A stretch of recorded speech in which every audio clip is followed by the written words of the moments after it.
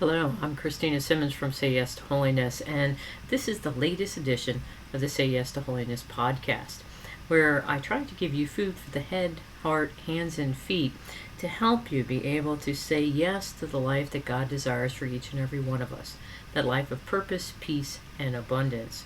So let's begin. Our food for the head comes from the Pork Layers of Perpetual Adoration and their manual for Eucharistic adoration. It says, in our self-centered culture and classic American emphasis on work, we often feel we have to accomplish something during our times of prayer before the Blessed Sacrament. We rate our experience by how good our prayer was, how heartfelt our devotion was, or how focused we could remain. Yet prayer and contemplation are fundamentally God's work, in which we are invited to participate. We need only to give Him the opening, and He will do the rest. By coming to adoration, we are handing Him the keys to our hearts, allowing the rays of His love and grace to bathe our souls in the light of His presence, as the rays of the sun bathe our bodies in light. If we can take the time to pull away from the busyness and distractions of life and just sit at His feet, He will lead us. Wow, there is so much that is contained here for us to be able to reflect upon. And I think, I struggle with this whole idea about how good is my prayer? Am I praying well? Am I having a good conversation? How do I feel? Do I have a good resolution that I can take away and apply to my day? All of these things are about me. When time, especially in prayer and times before the Blessed Sacrament, are definitely times of prayer, or should be, we need to allow God to do His work. This is when He is doing the work, and we just participate. How do we participate? By being present. We strive to be present as much as we can. And what does it mean to be present? Well, to be present to another person is to actively listen to them. By actively listening, it means that we're not just listening to what they say with our brain going 100 miles an hour of how can I respond to that? What can I say to rebuke that? What can I say? It's not about our response. When we're actively listening, we're being present and we're listening. We're listening with our hearts first. And this is what we have to do when we come to prayer. We need to be able to set aside all these different things that we think we need to get done, and we need to just simply direct our thoughts to God and let Him do that heavy lifting. But many times we'll come away from a time of adoration because we might have been distracted, might have been, very present for 30 seconds or a couple of minutes, or, and then all of a sudden we're distracted because someone moved, or the incense caught our attention as it was wafting up to the ceiling. And so then we think that our prayer time wasn't very good because we didn't really feel any different afterwards. And this is the thing that we, will start beating ourselves up, saying, I didn't try hard enough. I shouldn't have been distracted. And, it's those tapes going on in our mind. And this is where Satan loves to wander around. He loves to be able to say, look, you failed again. Look, you're not doing good. And that's not what's going on. God is just desiring for us to be present. His way is very simple, and it's gentle, and it's quiet. And this is why adoration is one of the greatest gifts that God can give us, and we can give ourselves. is by going to and spending time in adoration, because that's when we're able to have our souls bathed in His presence, in the light of His love and His mercy. And it can heal us, fundamentally heal us of all of our anxieties and our worries and our concerns and our to-do lists. And it can help us be able to open our minds in a particular way, our minds as well as our hearts, to being transformed into a reflection of the one who loves us. And this can only happen if we stop trying to think of ways that we can pray better.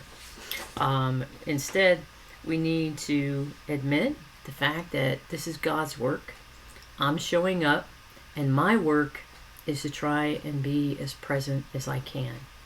And when I fail, which we all do, including myself, to not beat ourselves up about it, but rather to pick ourselves up, figuratively, pick ourselves back up, and to try again. So our food for the heart comes from St. Francis de Sales and his introduction to the devout life. He writes, "Prayer brings our mind into the brightness of divine light and exposes our will to the warmth of divine love. Nothing else can so purge our mind from its ignorance and our will from its depraved affections. It is a blessed fountain which, as it flows, revives our good desires and causes them to bring forth fruit, washes away the stains of infirmity from our soul, and calms the passions of our hearts." Again, continuing this conversation about prayer and what is going on, and particularly about the fact that prayer is what will help our minds be transformed. And our mind so desperately needs to be transformed. We need to set aside all of that stuff, all of those bad things that are going on in our head that are telling us that we're less than who it is that God's created us to be. For us to set aside that I'm not worthy, to set aside that I'm not good enough, to set aside I have to earn God's love. So as our mind is transformed and our minds are being purged of all of these thoughts, and also our ignorance about all of who God is, and then our will is also strengthened. And what happens is that when our will is strengthened by spending time in prayer with God, then we're able to set aside all of those depraved affections that we have, all of those temptations that we have to indulge. For me, chocolate almonds are top on that list, and also things that are sweet. One of the hardest struggles, I think, is that we will want to spend time in prayer, and we're bringing to God all the things that we think are most important, when many times they're the least important. So we need to allow God to be able to transform our minds through the brightness of His divine light. Allow His light to shine in our hearts into the places that He desires to transform, to shine His light into the places so that we are able to be given the strength we need to be able to resist all those temptations that we are encountering, so that our good desires are revived, they come to life again, and then those will be what bears fruit. And this is what St. Francis de Sales is talking about, is that he's talking about it's in those moments of that quiet time of prayer and conversation with God that He then washes away all the stains of our infirmities, of all the stains of all of our weaknesses. He washes those away, and He calms the passions of our hearts.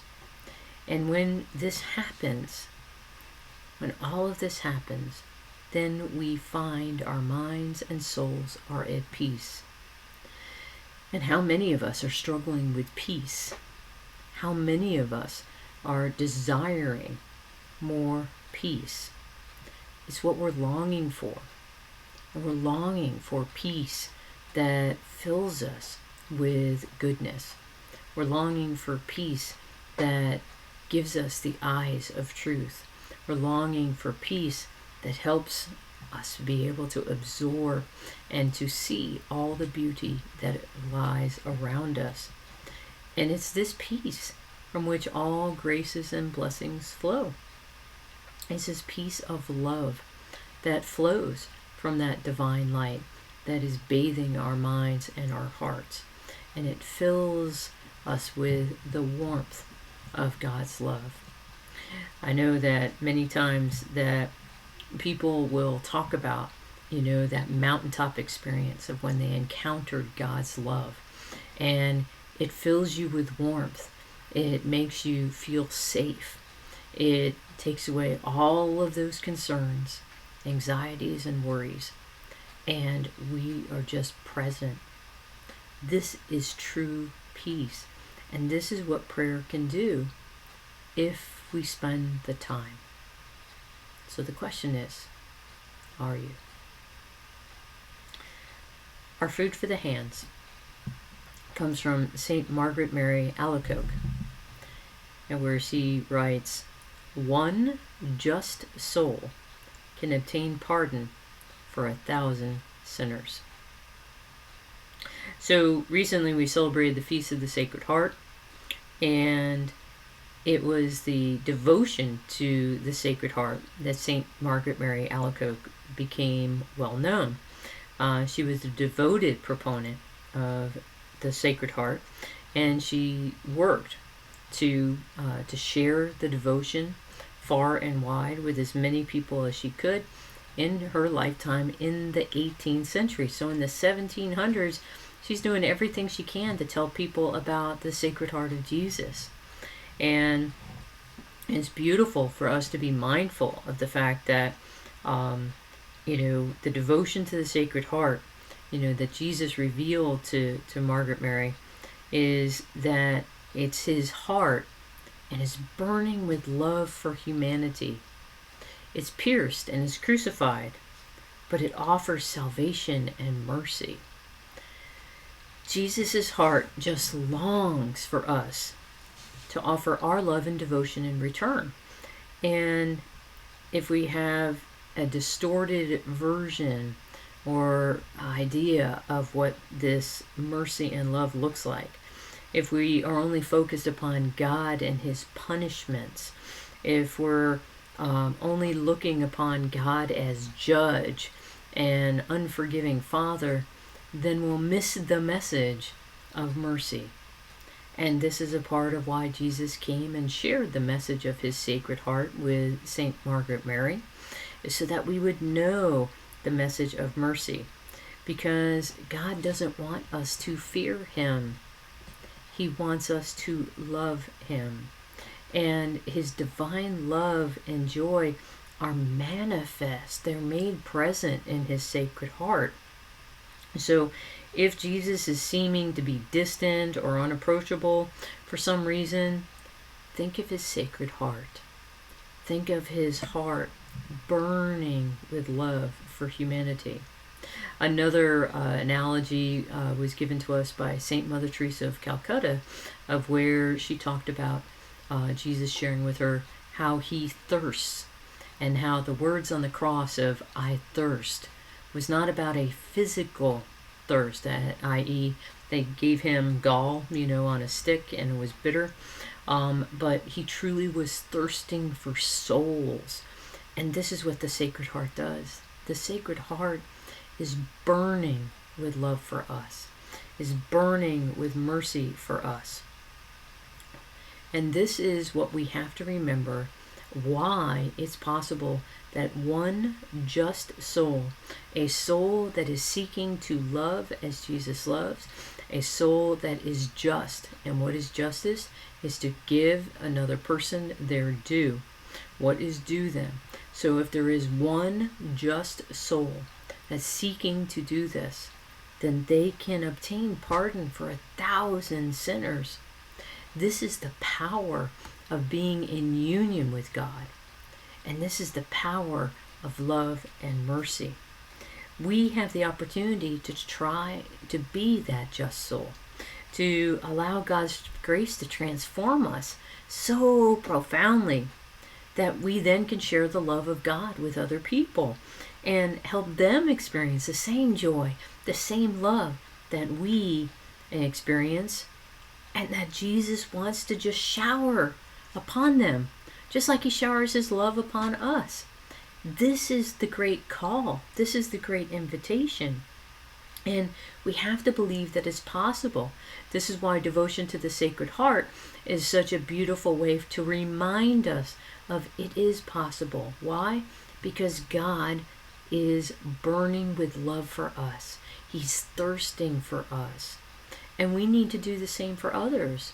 We need to be thirsting for others' souls. We need to be desiring, burning with love for them, be willing to do whatever is necessary in order to help them be able to come to know Jesus just as we do. We shouldn't be afraid to speak of our love. We shouldn't be afraid to share what that love is like.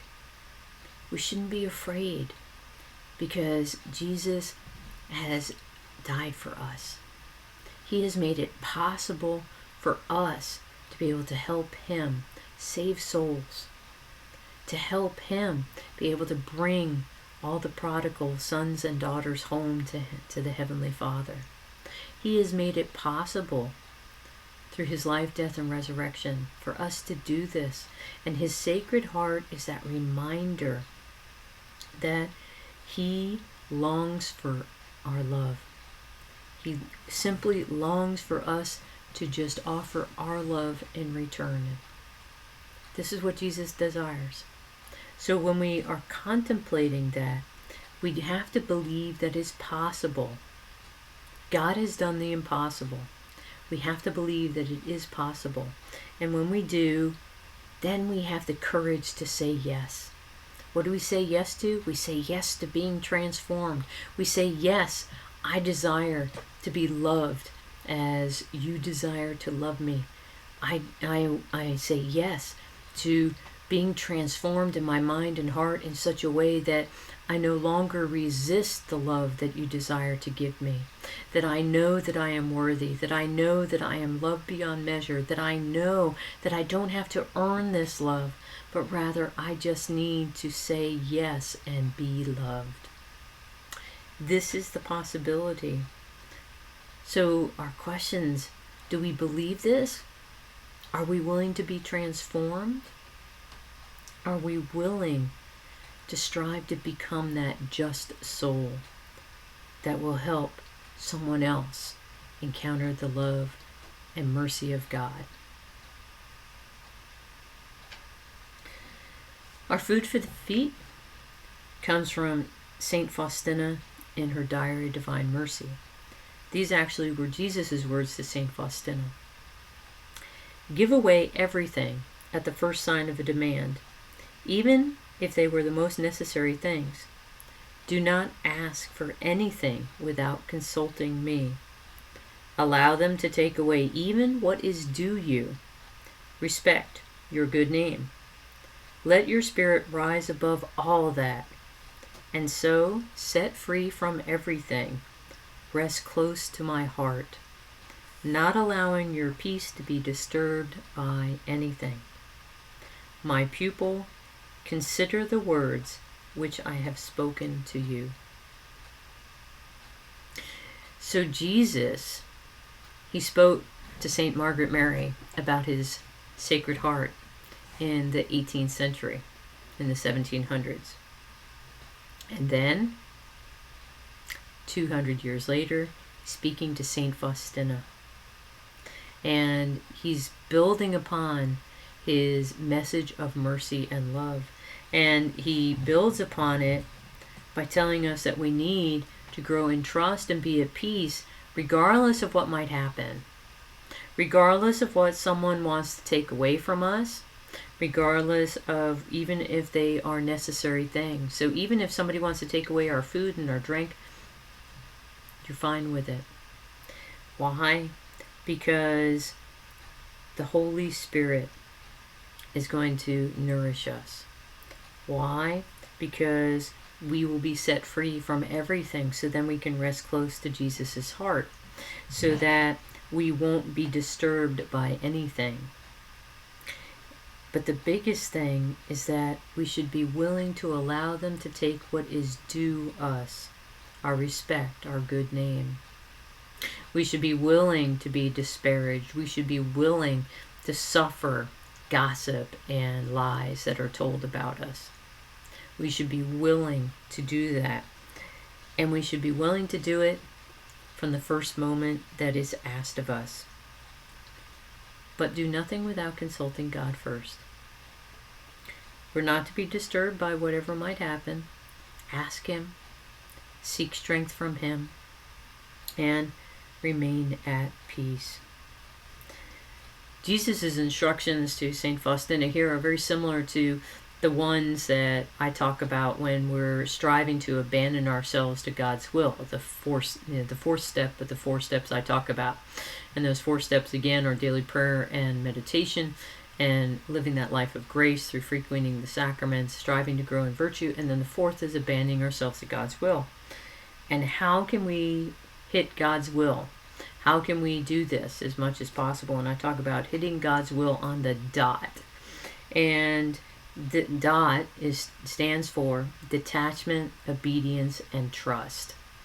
So these are the 3 things that we have to strive to cultivate in our lives. We have to strive to be detached from all things. And this is what Jesus is talking about. Give away everything at the first sign of demand. Just give it away. Don't be attached to it. Just give it away, even if it's a necessary thing. The other is obedience. And this is where he talks about, don't do anything without asking me, without consulting me. To be obedient, we need to listen. Again, it goes back to prayer. Again, it goes back to that trust. And then that T is that trust. That trust, that regardless of what might seem to be bad things, we are to trust Him in the midst of them. We're to be able to say, Lord, I trust in you. Jesus, I trust in you. This is at the bottom of the image of divine mercy. Jesus, I trust in you. This is what it is to be a faithful disciple of Christ. This is what it is to walk the way of Christ. This is what we have to ponder, just like Mary pondered all things in her heart, so that we can also grow in virtue, so that we're able to do all things promptly, easily, and joyfully, so that we can hit God's will on the dot with detachment, obedience, and trust. We can't become indifferent. We always have to be striving to grow closer to God and become more like Jesus. We need to be doing all things for love of Him. This goes back to spending time in Eucharistic adoration. What is it that will come from that? Well, this is where we will then be able to bathe in the rays of His divine love. That our hearts will be filled with peace, that we will be able to just sit at His feet and He will lead us. This is what it is to detach ourselves, to be obedient, and to trust. This is what it is to abandon ourselves to God's will.